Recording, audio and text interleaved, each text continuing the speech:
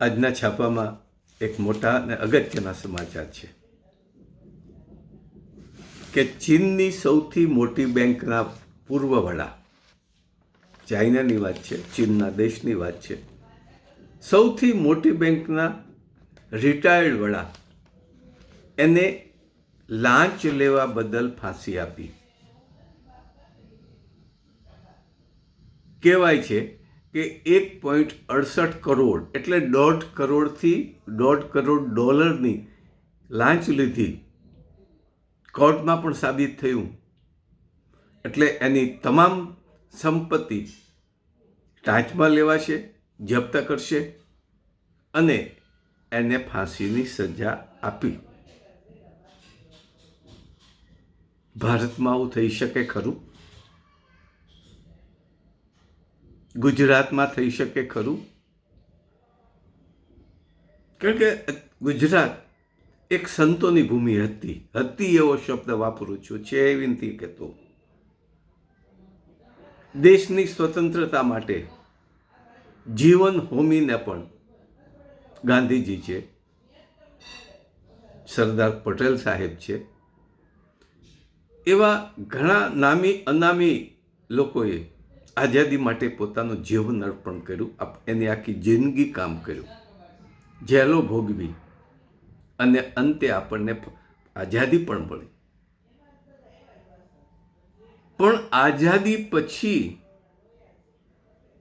રાજકીય પક્ષોએ રાજકારણને ધંધો બનાવી દીધો છે. અને ધંધામાં ભાગીદારી ક્યાં સુધી કે દરેક ડિપાર્ટમેન્ટ સાથે એની ભાગીદારી હોય, દરેક જગ્યાએથી એને હપ્તા મળતા હોય. અને આ જબરજસ્ત ભાગીદારી એણે પેદા કરી. એમાં છેલ્લે ભાજપે હદ કરી નાખી. આજના જ છાપામાં છે કે ભાજપનો કાર્યકર, જો કાર્યકર છે, નેતા નહોતો તો નેતાની શું કેવું પરિસ્થિતિ હોય. ભાજપનો કાર્યકર ભૂપેન્દ્ર ઝાલા, છાપા પ્રમાણે નામ આપું છું, ગુજરાત સમાચારમાં આ વિગતો છે કે 6,000 કરોડનો કૌભાંડ કર્યો, 6,000 કરોડનો કૌભાંડ કર્યો અને ગાયબ થઈ ગયો. શું ભાજપ સરકાર, ગુજરાતની સરકાર એને પકડીને ફાંસી આપી શકે ખરી? ના. સૌરાષ્ટ્ર અને ગુજરાત સંતોની ભૂમિ હતી શબ્દ વાપરું છું, છે નહીં. પણ વર્તમાન સમયમાં ગુજરાત ઠગોની ભૂમિ થઈ ગઈ છે. એ રાજકીય ઠગો હોય કે નાણાકીય ઠગો હોય, આ ઠગોની ભૂમિ છે. તાજેતરમાં એની આપણે પછી વાત કરીશું કે ગુજરાતમાં ભાજપના રાજ્યમાં કેટલા ઠગો થઈ ગયા. કોઈ વહીવટી ક્ષેત્રે ઠગ બન્યા, અદાણી જેવાએ આર્થિક ક્ષેત્રે ઠગ બન્યા. એમાં અંબાણી કુટુંબ પણ આવી જાય છે, અનિલ અંબાણી પણ આવી જાય છે. બેંકો સાથે ઠગાઈ કરી છે, લોકો સાથે શેર હોલ્ડરોમાં પણ ઠગાઈ કરી છે. અને અદાણીએ તો દાટ વાળી દીધો છે. આ ઠગાઈ, આ ઠગ લોકોએ પુરવાર થાય છે, છતાં ગુજરાત સરકાર એના માટે કંઈ કરી શકતી નથી. એક અધિકારી આઈએએસ ઓફિસર બેન છે, એણે કોરોના સમયમાં સ્વાસ્થ્ય વિભાગ કરોડોની ઘોટાળો કર્યો અને છેવટે કેન્દ્ર સરકારમાં પાછી જતી રહી. એટલે કે પોંડિચેરીની ગવર્નર બની અને પાછી પોંડિચેરીમાંથી ગુજરાતમાં આવી છે. તો એના છેડા ક્યાં હોય? નરેન્દ્ર મોદી સુધી હોય, અમિત શાહ સુધી હોય. બે મોટા છેડા હોય તો જ થઈ શકે. અને હજી ગુજરાતમાં આવ્યા પછી એ પોતાની લાંચની અને કરપ્શનની પ્રવૃત્તિ ચાલુ નહીં રાખે એની શું ખાતરી?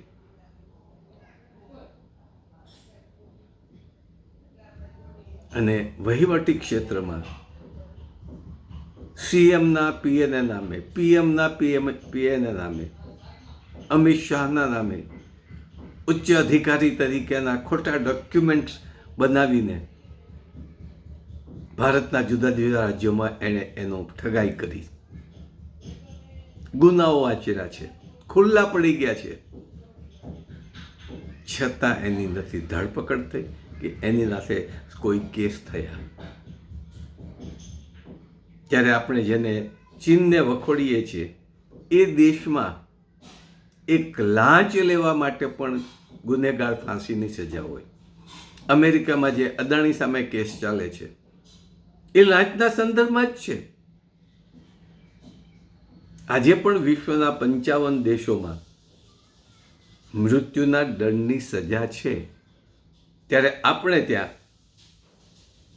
તાજ હોટલ ઉપર જેણે હુમલો કરનાર ને હજી ફાંસી આપવામાં આવતી નથી. અને આ છે આપણી કોર્ટ. તો આ રીતે ગુજરાતમાં અને ભારતમાં ઠગો વધતા જાય છે, સરકાર નિષ્ક્રિય છે અને મોટાભાગના ઠગો ભાજપ સાથે સંકળાયેલા છે. લેતી દેતીના સંબંધો હોય તો જ થઈ શકે, નહીતર એ બચી શકે નહીં. અને એની ઉપર એફઆરઆઈ થાય, સરકારની મહેરબાનીથી એને જામીન મળી જાય અને ત્યાર પછીથી કેસ દાખલ થયા પછી વર્ષો સુધી એ કેસ બોર્ડ ઉપર ન આવે. આજના યુટ્યુબમાં એક વિડીયો જોયો કે પૂર્વ જસ્ટિસ, ચીફ જસ્ટિસ રિટાયર્ડ થયા પછી સુફિયાની વાતો કરે છે, ચંદ્રચૂડ. એણે એવું કહ્યું કે દેશના કોન્સ્ટિટ્યુશનલ કેસો, અગત્યના બંધારણને લગતા કેસો 20 વર્ષથી પેન્ડિંગ પડ્યા છે. 20 વર્ષથી પેન્ડિંગ પડ્યા છે. તો ચંદ્રચૂડ અત્યાર સુધી ક્યાં ગયા હતા? એણે શા માટે એવી વ્યવસ્થા ન ગોઠવી કે એ કેસોનું જલ્દી હિયરિંગ થાય અને અગત્યના કેસોને તો ટલ્લે ચડાવી દે છે. ઇલેક્શનની અંદર ઈવીએમ મશીન સાબિત થઈ ગયા છે એના ગોટાળા, છતાં પણ ચંદ્રચૂડે કંઈ એના માટે કોઈ નિકાલ ન કર્યો, કોઈ કેસ હાથ ન કર્યો. અને આજે વારંવાર એવી વાત થાય છે કે ઈવીએમ ઉપરનો ગંભીર આરોપ એ ખોટો છે. એટલે શું ભારતમાં લોકશાહી આ રીતે ટકી શકશે? એનો અર્થ એમ થયો કે નરેન્દ્ર મોદી અને અમિત શાહ જીવે ત્યાં સુધી આ દેશના સત્તાધીશો તરીકે રહેશે, વડાપ્રધાન તરીકે રહેશે, કી પોસ્ટ ઉપર રહેશે અને મનમાન્યું કરશે અને અનેક ઠગોનો જન્મ પણ આપશે. એના ઉપાયમાં સુપ્રીમ કોર્ટના એડવોકેટ પ્રાચી એવી એક ઝુંબેશ ચલાવી રહ્યા છે કે ભાઈ ઈવીએમ મશીનને દૂર કરો અને બેલેટ પેપરથી ચૂંટણી કરો. દેશની જનતા જાગતી નથી તો ગુજરાતની જનતા ક્યાંથી જાગે? પણ મિત્રો, એક અપીલ કરું છું અને કાનૂની રીતે વાંચ્યા પછી અપીલ કરું છું કે ગુજરાતમાં જે કંઈ ઠગો છે એ ઠગોને ફાંસી આપતા અને કડક કાયદાઓ આપણે ઘડી શકીએ, ગુજરાત પોતે અમલ કરી શકે અને કેન્દ્ર સરકાર ના પાડે તો કેન્દ્ર સરકારને ચેલેન્જ પણ આપી શકે. પણ એવા આપણે વહીવટી અને વિધાનસભામાં આપણા સભ્યોની જરૂર છે. વિધાનસભામાં 2/3 બહુમતીથી કાયદો પસાર થાય, ખરડો કહેવાય, કાયદો ત્યાં સુધી ન કહેવાય, ખરડો પસાર થાય એટલે એને કાયદાનું સ્વરૂપ અપાઈ જાય અને રાજ્યપાલને સહી કરવા માટે મોકલે. જોકે પરિસ્થિતિ એ છે કે દરેક રાજ્યના રાજ્યપાલ શાસક પક્ષના, કેન્દ્રમાં જે શાસન કરતો એના પક્ષના માણસો જ ત્યાં રાજ્યપાલ તરીકે, ગવર્નર તરીકે ગોઠવાયેલા છે. એટલે આવા અગત્યના ખરડા ઉપર સહી ન કરે એ પણ હકીકત છે. અને સહી કર્યા પછીથી રાષ્ટ્રપતિના સહીમાં મોકલે અને રાષ્ટ્રપતિ સુધી વર્ષો સુધી એને દબાવી રાખે છે. આ એક પરિસ્થિતિ છે. પણ એમાંથી નિકાલ આપણે શું કરવું જોઈએ? ખરેખર બે તૃતીયાંશ બહુમતીવાળી જો આપણી સરકાર આવે અને આવા ભ્રષ્ટાચાર વિરોધી ખરડો પસાર કરે અને એવું અનુમાન નહીં પણ એવું પણ જાહેર કરે કે વિધાનસભાએ 2/3 બહુમતીથી કાયદો પસાર કર્યો છે, ખરડો પસાર કર્યો છે, એ કાયદો જ બની ગયો અને ગવર્નરને જો સહી માટે મોકલે અને ગવર્નર સહી ન કરે મર્યાદિત સમયમાં, એના માટે વધુમાં વધુ 1 મહિનો આપે, એ ન કરે તો 1 મહિના પછી એ કાયદા તરીકે ગેઝેટમાં જાહેર કરી શકાય. આવું રાજ્ય સરકાર કરી શકે. બંધારણની ચિંતા કરવાની જરૂર નથી, કારણ કે કેન્દ્રના શાસકો તો બંધારણને ઘોળીને પી ગયા છે. વારંવાર વાત કરે છે આંબેડકરનું બંધારણ. એવું નથી ભાઈ. બંધારણ ઘડનારી 51 કમિટી હતી, એમાં આંબેડકર કરતાં પણ વધુ બુદ્ધિશાળી માણસો હતા અને એણે બંધારણ તૈયાર કર્યું છે. અને એ બંધારણ લગભગ બ્રિટિશ બંધારણ પ્રમાણે જ લગભગ છે, એમાંથી સુધારા વધારા કરીને કર્યું છે. અને એ બંધારણમાં ઘણી ત્રુટીઓ છે, ખામીઓ છે, અને એ ખામીનો લાભ અત્યારે શાસક પક્ષ મેળવે છે. તો મિત્રો, આપણે એક વખત ચેલેન્જ પણ કરી શકાય. અમે ગુજરાત ભારત સાથે સંકળાયેલું છે અને એક રાજ્ય તરીકે રહેશે, પણ ગુજરાતની જનતા માટે, ગુજરાતના લોકોની સુખાકારી માટે જો અમે કાયદો ન બનાવી શકાય, અમે કાયદો બનાવીએ અને એમાં કેન્દ્ર સરકાર ના પાડે તો અમારે કેન્દ્ર સરકારનું માનવા બંધાયેલા નથી. આજે મેડિકલ હેલ્થ સેન્ટરમાં જે ખ્યાતિ હોસ્પિટલનો એક કેસ બન્યો છે, એવું નથી. ગુજરાતમાં ઘણી હોસ્પિટલો પીએમ હેલ્થ યોજના નીચે કરોડો રૂપિયાના ભ્રષ્ટાચાર કરે છે. સરકારને આ રાખવાની જરૂર શું છે? મેડિકલ ફેસિલિટી સરકાર ગોઠવીને મફત આપે અથવા રિઝનેબલ ચાર્જ રાખીને સરકાર આપે, પણ સરકારને નથી કરવું. સરકારના મંત્રીઓને, અધિકારીઓને હપ્તા મળે એવી વ્યવસ્થા કરી છે. તો આપણી આખી જ એડમિનિસ્ટ્રેટિવ રાજ્યની કે કેન્દ્રની વહીવટી વ્યવસ્થા માત્ર ભ્રષ્ટાચાર માટે જ છે. અને એ ભ્રષ્ટાચાર અધિકારીઓનો લાભ મળે છે, કર્મચારીઓને લાભ મળે છે, અને મોટામાં મોટો ફાયદો મુખ્ય શાસકોને મળે છે, જે તે ખાતાઓને મળે છે. દારૂ વિષ અત્યારે પકડાય છે, તો ગૃહપ્રધાન શા માટે ચૂપ છે? ગુજરાતમાં નશાકારક વસ્તુઓ કરોડો રૂપિયાની પકડાય છે, તો ગૃહપ્રધાને શા માટે રાજીનામું નથી આપતા? પણ ના, એ બધાના માફિયાઓના છેડા ગૃહપ્રધાન સુધી જ પહોંચે જ છે, મુખ્યપ્રધાન સુધી પણ પહોંચે છે, અને બધાના ભાગને હિસ્સા પણ હોય છે. અને આ સાબિત કરવું હોય તો સત્તાઓ પર આવ્યા પછી છેલ્લા 20 વર્ષના જે કંઈ મુખ્યપ્રધાનો બન્યા છે, એની પ્રોપર્ટી અને એના વિશે જાંચ એજન્સી ગોઠવીએ તો મોટાભાગના મુખ્યપ્રધાનો એ લાંચના દાયરામાં આવી જાય અને બધા ફાંસીને પાત્ર બને. માત્ર એક અપીલ કરું છું ગુજરાતની જનતાને. ગુજરાતની જનતામાં જો ખમીર હોય, યુવાનોમાં ખમીર હોય, ખરેખર લોકશાહી લાવવી હોય અને ગુજરાતના બેરોજગારીના પ્રશ્નો દૂર કરવા હોય, ખેડૂતોના પ્રશ્નો દૂર કરવા હોય, કાયદો અને વ્યવસ્થાના પ્રશ્નો દૂર કરવા હોય, મહિલાઓની સલામતી જોઈતી હોય, ગરીબમાં ગરીબ લોકોને ઘર મળે એવી વ્યવસ્થા જોઈતી હોય તો સંગઠિત થવું પડશે. આપણે ચૂંટણીઓ લડવી પડશે, આપણી સરકાર બનાવવી પડશે, અને સરકાર બનાવ્યા પછી 6 મહિનામાં આ બધી જ સાફસૂફીની શરૂઆત થઈ શકે. આવા જ ઉદ્દેશથી અમે 2 વર્ષ પહેલાં પાર્ટીની સ્થાપના કરી છે. વારંવાર એની વાત કરું છું. દુઃખની વાત એ છે કે ગુજરાતના લોકો જાગતા નથી. જગાડવા, ઢંઢોળવા માટે અમે પ્રયત્ન કરીએ છીએ, અને આ વિડીયો જનજાગૃતિનો પણ છે. સમય આવે ત્યારે ગામડે ગામડેની ટૂર, જનજાગૃતિ માટે એ ટૂર પણ કરીશું.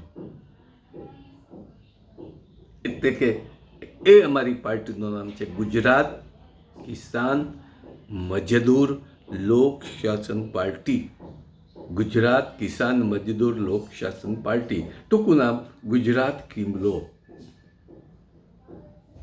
એક્શન મોડમાં આવી નથી. અને આજે એક નબામાં એક સરસ એક પ્રાચીએ વાત કરી હતી, અને એ પણ હકીકત છે કે દરેક રાજકીય પક્ષોમાં RSSના સ્લીપર સેલ આવી ગયા છે. અને આ જ વસ્તુ જ્યારે આમ આદમી પાર્ટી ગુજરાતમાં આવી ત્યારે એ વખતના ગુજરાત રાજ્યના પ્રદેશ પ્રમુખ એને આ વાત પણ કરી હતી કે તમારી પાર્ટીમાં, તમારા પક્ષમાં RSS અને ભાજપના કાર્યકરોનો સમાવેશ થઈ ગયો છે, આવી ગયા છે. એને જ્યાં સુધી તમે કંટ્રોલ નહીં કરો ત્યાં સુધી તમે કંઈ કરી શકો નહીં. આવી સુખદેવભાઈ પટેલને બહુ સ્પષ્ટ વાત કરી હતી અને એને સાબિત પણ કરી આપી હતી. મિત્રો, એટલા માટે હજી આપણી પાર્ટી એક્શનમાં નથી કે આપણે એક જ વસ્તુ ધ્યાન રાખવી છે કે તમે જાગો, તમારામાંથી ધગશ ધરાવનાર યુવાનો આગળ આવે તો જ પાર્ટી ડેવલપ થઈ શકે. આ માત્ર વિડીયોથી પાર્ટી ડેવલપ ન થાય. આ તો જનજાગૃતિ માટેનો વિડીયો છે. આવો સાથે મળીએ. હવે પછીની સરકાર આપણી સરકાર હોય એવા શપથ લઈ અને દરરોજ 1 કલાક જ કામ કરવાનું છે. કોઈને ક્યાંય પોતાનું ઘર કે કુટુંબ છોડવાનું નથી કે ગામ છોડવાનું નથી. તમે તમારા ગામમાં રહી અને જનજાગૃતિની એક ઝુંબેશ ચલાવો તો 1 વર્ષમાં અત્યારની વર્તમાન ધારાસભાનું વિસર્જન પણ કરાવી શકીશું. ગુજરાતમાં નવનિર્માણ પાર્ટ 2નું આપણે અમલ કરાવીશું અને એકાદ વર્ષ પછી આપણે આપણી પાર્ટી સ્થાપીશું. અને એ વખતે સાથે સાથે એ પણ કહીશું કે અમારી ચૂંટણી માત્ર ને માત્ર ગુજરાતમાં બેલેટ પેપરથી જ હશે, અથવા તો ચૂંટણી કમિશનરને ફરજ પાડીશું કે જે બેલેટ, જે EVMથી જે કંઈ મતદાન થાય છે એની સ્લીપ, VPT, એની સ્લીપ મતદારને જોવા મળવી જોઈએ અને એ જુદા બોક્સમાં નાખવી જોઈએ. તો VPTની સ્લીપ અને મશીનના એક જ ગણતરી થવી જોઈએ અને મતદાનની ગણતરી વખતે એક સ્લીપ કાઢી અને એની સાથે ટેલી થવી જોઈએ. મિત્રો, આ વ્યવસ્થા આપણે કરી શકીએ છીએ. આપણામાં સૂઝ પણ છે, આપણી પાસે ઘણા એવા સાથી કાર્યકરો પણ છે, ગવર્મેન્ટના રિટાયર્ડ વ્યક્તિઓ પણ છે, એગ્રીકલ્ચરના એક વૈજ્ઞાનિકો પણ આપણી સાથે છે. માત્ર જરૂર છે યુવાનો અને બહેનો. એક એવી પણ વાત કરીશું કે સહેલાઈથી આપણે કેવી રીતે ચૂંટણી જીતી શકાય વગર પૈસે. કદાચ ભાજપ અબજો રૂપિયા વાપરે છે, કરોડો રૂપિયા વાપરે છે, કે આપણે એના સંદર્ભમાં એની સામે હજારો રૂપિયા જ વાપરીશું વ્યવસ્થા માટે. એ પણ વ્યવસ્થા માટે પણ જરૂર છે તમારા સહકારની. જેને રોજનું 1 કલાક કામ ગુજરાતની ઉન્નતિ માટે આપવું હોય એ લોકો અમારી સાથે જોડાય. અને એમાંય RSSનો જો કંઈ સ્લીપર સેલ આવી ગયો છે, ભાજપનો સ્લીપર સેલ આવી ગયો છે, તો ખ્યાલ અમારી પાસે એ વખતે એવી વ્યવસ્થા પણ ગોઠવીશું કે ખ્યાલ પણ આવે અને ખ્યાલ આવતાની સાથે એને તગડી પણ મૂકીશું. આભાર. જય હિન્દ, જય ગુજરાત, સ્વાવલંબી ગુજરાત. અને અંતમાં એક વિનંતી કરું છું, અપીલ કરું છું, વિડીયોને લાઈક કરો, સબસ્ક્રાઈબ કરો અને તમારા અનેક મિત્રોને ફોરવર્ડ કરો. આભાર. જય હિન્દ.